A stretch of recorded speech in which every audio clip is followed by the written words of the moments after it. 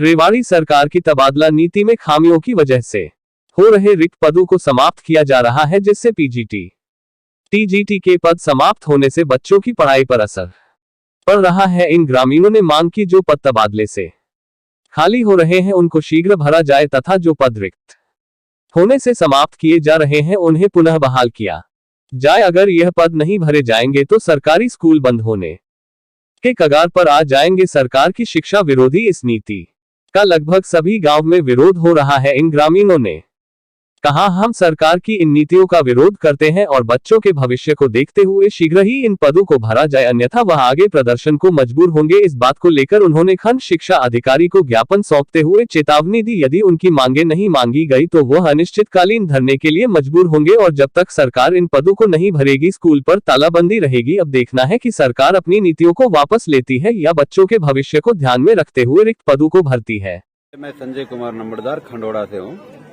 हमारे गांव में राजकीय माध्यमिक सीनियर सेकेंडरी स्कूल काफी पुराना है और हमारे स्कूल के अंदर ना जो अभी सरकार की पॉलिसी के अकॉर्डिंग टीचरों का तबादला किया गया था, उसमें अभी हमें पता लगा है कि हमारे गांव के अंदर ना कुछ अध्यापकों का नाम ही खत्म कर दिया। जैसे विषय हैं, इंग्लिश का विषय खत्म कर दिया है, गणित का विषय खत्म कर दिया है, साइंस का विषय खत्म कर दिया है और बायो के जो ऊपर हाई लेवल की जो अपने +1 +2 के अंदर जो विषय थे वो भी उनके भी हमारे नहीं। हमारा स्कूल जब यहाँ पे +2 बनाया गया था तब हमारे स्कूल के अंदर +1 +2 की क्लासें बैठाई गई थी। जब साइंस का वो लिया गया था कि हमारे गांव में साइंस और कॉमर्स सब ये आर्ट तीनों विभाग विषय के अंदर क्लासें चालू की गई थी, बट धीरे धीरे सरकार ने ना उनको भी खत्म कर दिया और अब तो वो टाइम आ गया कि हमारे स्कूल को बंद होने के कगार पे आ गया।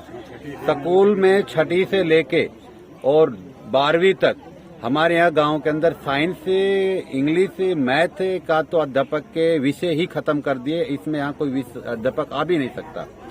दूसरी चीज है कि अब ये बच्चे जो अभी पढ़ रहे हैं हमारे गाँव के बच्चे, ये कहाँ जाएंगे, क्योंकि यहाँ तो अपना कोई दूसरे विषय है ही नहीं। और हमारा गांव ना रेवाड़ी डिस्ट्रिक्ट और हरियाणा का सबसे लास्ट गांव है, बॉर्डर का गांव है जो 3 साइड से राजस्थान की बाउंड्री से घिरा हुआ है, जिसमें हम कहीं दूसरे गांव में भी जाने के लिए भी सक्षम नहीं है। अगर राजस्थान के गांव में तो हमारा तालमेल वैसे नहीं बैठेगा, दूसरे गांव है वो हमारे से दूर पड़ते हैं। कितने गाँव के बच्चे पढ़ते हैं? हमारे गांव में खंडोड़ा के ही बच्चे हैं। हमारा खंडोड़ा गांव कांकर पुथीना जो आजू बाजू के गांव के उनके बच्चे भी आते हैं। और दूसरा क्या कि गांव के अंदर इस टाइप की ना तो कोई सरकार ने फैसिलिटी दे रखी यहाँ पे कि बच्चे पढ़ने दूसरी जगह अगर जाएंगे तो कहाँ जाएंगे। पहली बात तो गांव के इतने बच्चे जाएं कहाँ, और वो कोई फैसिलिटी भी नहीं है। ना हमारे यहाँ बसें सही चल पा रही है, ना कुछ और चल पा रहा है। तो मेरी सरकार से गुजारिश है कि सरकार ने जो ये कदम उठाया है इस पहल को वापिस ले और गांव के अंदर जो सुचारू रूप से जो स्कूल की पढ़ाई चल रही है उसको कंटिन्यू रखे और आगे साइंस का, इंग्लिश का और मैथ का जो टीचर है उनकी पोस्ट हमारे यहाँ बनाई रखे। और हम सरकार से इसी चीज के वो करते हैं और हमने इसके लिए और हम तब तक ये गेट नहीं खोलेंगे, उन बच्चों को अंदर नहीं जाने देंगे तब तक हमारा खंड विकास अधिकारी और जिला विकास अधिकारी यहाँ पे नहीं आएगा।